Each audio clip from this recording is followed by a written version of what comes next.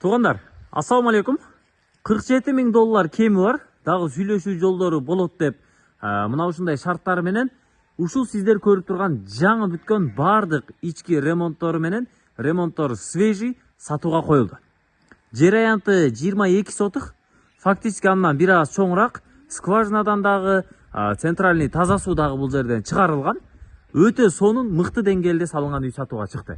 Узуну 10,5 метр, турасы 9,5 метр, жалпысынан ичинде 4 бөлмө. Мунун жанында, мына ал жагында жайкы тапчаны, очокканасы, ичинде банясы, андан ары склад, погрептери менен кыскасы бардык шарттары бар. Болгону аласыздар, келип кирип жашай бересиздер. Өзүнө тийиштүү бардык документтери так. Бул дарекке келүү үчүн сиздер Сокулук району Чаткөл айылына түздөн түз түшүп келе бересиздер. Тагыраагы Бишкек шаарынан чыкканда Сокулукка кире бериште Часпикти барыңыздар жакшы билесиздер. Ушул Часпиктен ылдый тарапка бир 7-8 километр жапжаңы асфальт менен түз эле түшүп келсеңиздер, ушул Чаткөл айылына келесиздер. Так дареги 2 менен навигатор менен Восточная көчөсү 14 дареги деп издесеңиздер, 2 дагы навигатордан дагы чыгат. Бул көчө мынандай кенен, көчөлөрү асфальт басылган. Тетиги жерде 50 метрде оңго буруласыздар, тагыраагы центральный көчөдөн ылдый бурулганда биринчи, экинчи катарда жайгашкан үй туугандар. Оңго бурулуп бир аз жүрсөңүздөр эле Чаткөлдүн центрине, балдар бакчасы, мектеп, орус класс, кыргыз класс, кыскасы, кааласаңыздар балдарыңыздарды орус мектепке окутасыздар, кааласаңыздар кыргыз мектепке. Чегараларын бир катар түшүндүрүп коелу. Пескаблоктун бурчунан ылдый тарабы мына бул күрөң дарбазанын бүтүшүнө чейин. 2 дарбазанын ортосунан да чегара. Көчө тарабы бир 33 метрдин тегерегинде. Пескаблок менен тосулган, жер аянты 4 чарчы болуп тосулган. Экрандагы ээсинин телефон номерларына чалып байланышасыздар. Мына бул үй өтө сонун кылып тур туугандар. Бир катар кирип чыктык. Отоплениясы, топкалары, жылытуу системасы, ички ремонттору, дубалдары, үйдүн сырты дагы пеноплекс менен утепление болуп, анын сыртынан декоративный ремонттор болгон. Кире бериште сплошной стяжка басылган, ылдый тарабы навес, койкана, ылдыйкы чегарасы шифер менен тосулуп турат. Мына бул жерде эски үйдүн орундуктары калтырылган. Мына бул жагында караңыздар, бул жагы жашылдандыруу. Бак дарактары баары ушул жакта жайгашкан. Роза гүлдөр отургузулган, арча дарактар отургузулган. Центральный таза суу мына бул жерден чыккан туугандар кранты. Андан кийин келе турган болсок, мына бул жерде 3 очок, мынакей. 2 очоктун орундугун жасап коюптур. Мынантип навес деп койгон.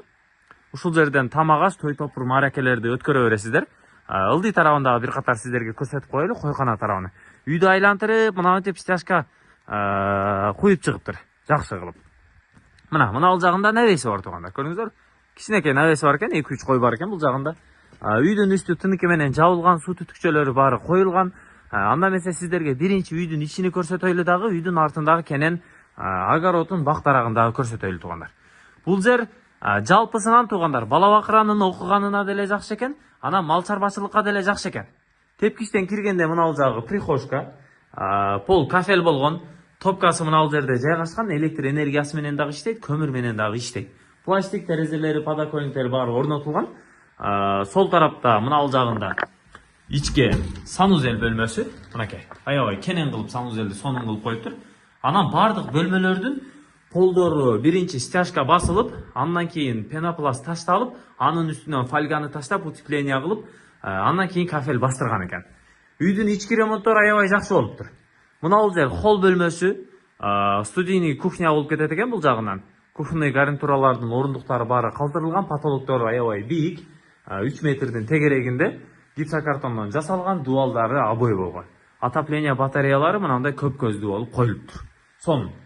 Полдору ламинат. Кухонный гарнитуралардын орундуктары бул жагында полдорунда кафель басып коюптур. Эми оң тараптагы мына бул спальный бөлмөсү, жидкий обойдон жасалыптыр, потолоктору гипсокартон. Үй жаңы эле ремонттон өткөн экен, жаңы эле салынган экен, акыркы бир 3-4 жылдын аралыгында салынган үй экен да. Бардык бөлмөлөрдүн полдору ламинат, окшош ламинат экен. Андан кийинки мына бул чоң зал бөлмөсү, люстралар орнотулган, батыш тарабынан 3 көздүү чоң пластик терезеси коюлуптур. Ички шарттары, ички ремонт аябай жакшы экен. Полдору дагы жып-жылуу. Дубалдары обойдон. Кенен бөлмө.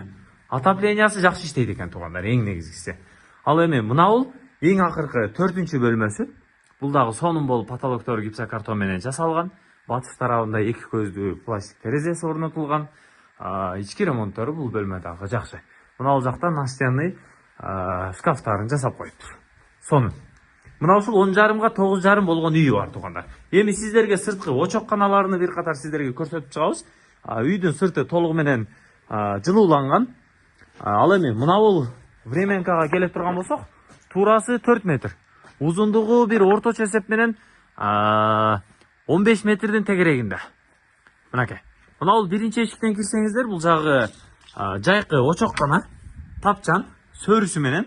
Сол тарабы тапчан, жайында ушул жерде эле бала бакыра күн ысыкта ушул жерде эле уктап туруп, ушул жерден чайпайды иче бересиздер. Дубалдары толугу менен бышыккыч менен тургузулган, потолоктору бийик, асты мына жагы стяжка болгон, бул жагы кухонный гарнитурлар, холодильник, муздаткыч, бардык эмеректер ушул жакта жайгашыптыр. Андан оң тарапка кире турган болсок, бул жагы банясы, мына жагы раздевалка бөлмөсү, стиральный машина, раковина, жылуу суу, муздак суу, топкасы дагы мына ушул жерде жайгашкан. Потолоктору бийик экен. Андан түз эле кирсеңиздер, мына ал жагында дагы бир бөлмөсү, жуунуучу бөлмө, асты дубалдары бардыгы кафель басылыптыр. Мына ал жерден суу чыгат экен. Бул жагы парилка. Көрдүңүздөрбү? Русский баня да. Сонун болуптур. Жакты мага. Шарты сонун болуптур. Так, кана жүрүңүздөр. Эми огородторуну бир катар көрсөтүп коелу. Баасы $47,000. Кеми бар. Сүйлөшүү жолдору болот. Ээсине түздөн түз чалыңыздар. Жер аянты туурасы 33 метр, узундугу 75 метрдин тегерегинде. Мынакей. Мына жак сырткы ажаткана. Бул жагында тоокканасы бар. Чек ара ушу ажаткананын артындагы забор менен түз эле өтөт да, үйдөнкү кошунан сарайынын артында бир 70-80 сантиметр аралык бар экен. Ошону менен түз акырына чейин сарайдын тушуна чейин барат. Мына жагына убагында жүгөрү айдалган экен. Ортолоруна бактаракты отургузуп өзүнчө огород кылып тосуп коюптур. Ээсине тезинен чалыңыздар, байланышыңыздар. Мал жандык, мал чарбачылык кылам десеңиздер, кой багытында, уй багытында, кыскасы деги эле мал чарбачылыкка да ыңгайлуу экен. Анткени мына жагына кийилтетип Г формада чоң кылып сарайды салып алсаңыздар төр жагына. Мына жагы дагы сиздерге жетиштүү болот да. Үй дагы өтө сонун локациясын тандап, сонун формада салып туруп, фундаменттери аябай бийик, толугу менен үйдүн сырты утепление болгон тукандар. Пенопласт менен. Сонун экен. Чалыңыздар, Чаткөл айылы Восточная көчөсү 14-дарекке келе бересиздер. Бардык документтери так, өтө срочно сатылат.